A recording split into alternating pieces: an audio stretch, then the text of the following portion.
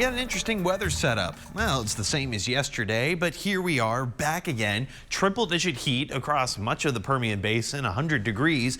Not super high humidity, but a lot of clouds in the background from nearby showers and thunderstorms.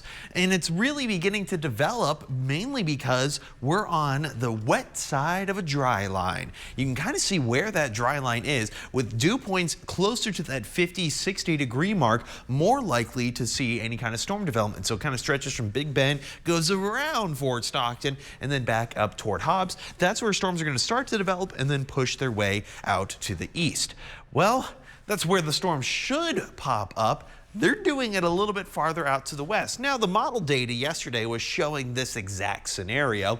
And the good news is, because there's not a ton of moisture in those high elevations, we're not getting rapid intensification or a significant number of severe warned storms. There is one severe warned storm, and that storm itself is actually going to be pushing its way a little bit closer toward Fort Stockton and, of course, into Pecos.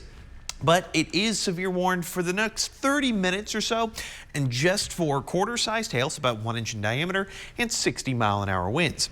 Now, places that are seeing some isolated thunderstorms, you're getting out of the triple digits for a short enough period of time.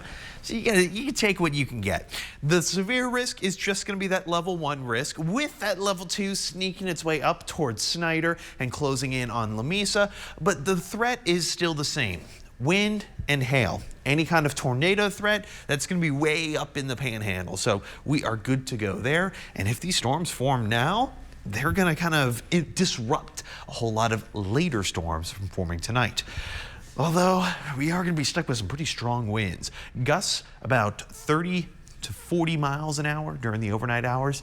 It's staying warm though, because that wind is coming from the south. What's to our south? A lot more desert. And that's going to be the case for tomorrow. A lot more cloud cover, but still upper 90s, lower triple digits. Is it perfect grilling forecast day?